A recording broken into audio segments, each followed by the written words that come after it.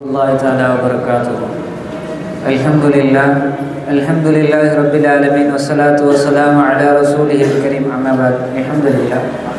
கண்ணியத்திற்குரிய அல்லாஹ்வின் நல்லடியார்களே, இந்த உலகத்தில் மனிதனுக்கு கொடுக்கப்பட்ட நிஅமத்துகளில் பலவிதமான நிஅமத்துகள் என்பது இருக்கிறது. அதில் ஒரு சிறப்பான ஒரு நிஅமத் என்று சொல்லுகிற பொழுது அல்லாஹ் கொடுத்த இந்த உடலும் உறுப்பும் என்பது, அல்லாஹ் கொடுத்த இந்த உடல் உறுப்பு என்பது ஒரு நிஅமத். யார் இந்த உடல் உறுப்பை சரியான வழியில் பயன்படுத்துகிறார்களோ அவர்கள் சுவனத்திற்குரியவர்களாகவும், அதே உறுப்பை தவறான வழியில் பயன்படுத்துவதன் மூலம் அவர்கள் நரகத்திற்குரியவர்களாகவும் ஆகி போகிறார்கள். ஆனால் இக்காலகட்டத்தில் இந்த உறுப்புகளை எதன்பால் செலவிடுகிறார்கள் என்று சொல்லுகிற பொழுது கவலைக்குரிய விஷயம், அதை தவறான வழியில் செலவிடுகிறார்கள். தன்னை அடுத்தவர்கள் ரசிக்க வேண்டும், தன்னை அடுத்தவர்கள் பார்க்க வேண்டும், தன்னை அடுத்தவர்களுக்கு மிகவும் இளமையாக காட்ட வேண்டும் என்று நினைத்து கொண்டு தன்னுடைய உடலில் இருக்கிற உறுப்புகளை எல்லாம் மாற்றுகிறார்கள். அதற்கு சர்ஜரி என்கிற பெயரில் பலவிதமான சிகிச்சைகளை மேற்கொள்கிறார்கள், பலவிதமான மருந்துகளை உட்கொள்கிறார்கள். இதை பற்றி அதை மாற்றுகிறார்கள்.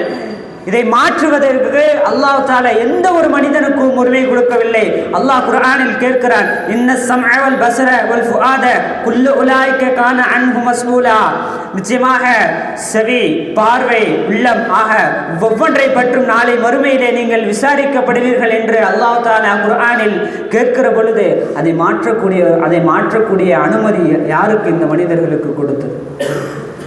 அதே போன்று அல்லாஹ் கொடுத்த இந்த நிஅமத்தை நாங்கள் பிரியப்படுகிறோம், அல்லாஹ் ரசூலை பிரியப்படுகிறோம் என்கிற பெயரில் சில சமூகம் செய்யக்கூடிய ஒரு செயல். ஒரு வெளிநாட்டை சேர்ந்த ஒரு இஸ்லாமிய பெண், ஐ லவ் முஹம்மத், நான் முஹம்மதை பிரியப்படுகிறேன் என்று சொல்லிவிட்டு அந்த பெண் செய்த செயல் என்ன தெரியுமா?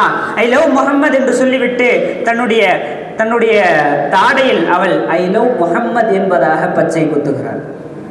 இதை எந்த ரசூலும், அல்லாஹ்வுடைய ரசூல் தன்னுடைய உறுப்புகளை வெட்டி கொண்டு நீங்கள் என்னை பிரியப்படுங்கள் என்பதாக சொல்லவில்லை. மாறாக முழுமையாக என்னை நேசிங்கள் என்று சொன்னார்களே தவிர தன்னுடைய உறுப்புகளை வெட்டி கொண்டோ தன்னுடைய உறுப்புகளை சேதப்படுத்தி கொண்டோ தன்னை விரும்புங்கள் என்பதாக அல்லாஹ்வுடைய ரசூல் அவர்கள் சொல்லவில்லை. ஆக அடுத்ததாக பார்க்கிற பொழுது இன்றைய மருத்துவர்கள் எல்லாம் கூறுகிறார்கள் சூடான உணவை சாப்பிட வேண்டாம் என்பதாக. ஏனென்றால் ஒரு சூடான உணவு என்பது ஆக்சைடாகவும் அந்த கார்பன் டை ஆக்சைடாகவும் அந்த வாயிலிருந்து வரக்கூடிய அந்த காற்று என்பது ஆக்சைடு என்பதாகவும் கூறுகிறார்கள். அந்த சூடான உணவை உட்கொள்கிற பொழுது கார்பன் மோனாக்சைடு என்பது உண்டாகிறது.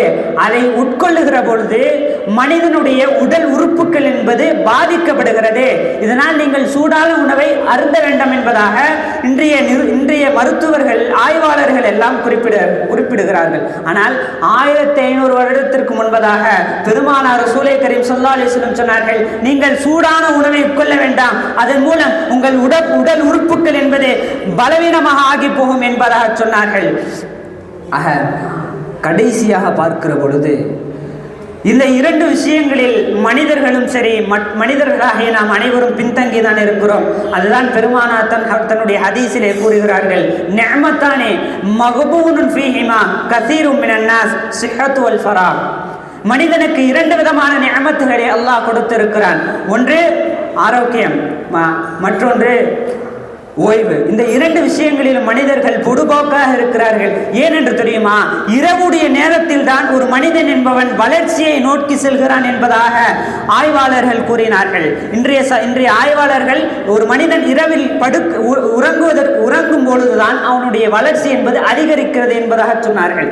மற்றொன்று ஆரோக்கியம். இன்று உடலுடைய ஆஃபியத் என்பது மிக முக்கியமான ஒரு விஷயமாக இருக்கிறது. ஏனென்றால் ஒரு மனிதத்திலே செல்வம் இல்லாமல் கூட வாழ்ந்து ஒரு மனிதத்திலே காசு பணங்கள் இல்லாமல் கூட வாழ்ந்து விடுவான். ஆனால் ஒரு மனிதனிடத்திலே ஆரோக்கியம் என்பது இல்லை என்றால் அவனால் எந்த நிலையிலும் அவனால் வாழ இயலாது. வல்ல ரஹ்மான் நீண்ட காலம் உடல் ஆஃபியத்துடன் வாழ்ந்து அவனை சிந்திக்கக்கூடிய தௌஃபீக்கை நாம் அனைவருக்கும் தந்தல் புரியவான வாசத்தை அவனால் இருந்து விளையாடுவேன். அஸ்ஸலாமு அலைக்கும் வரஹ்மத்துல்லாஹி வபரகாத்துஹு.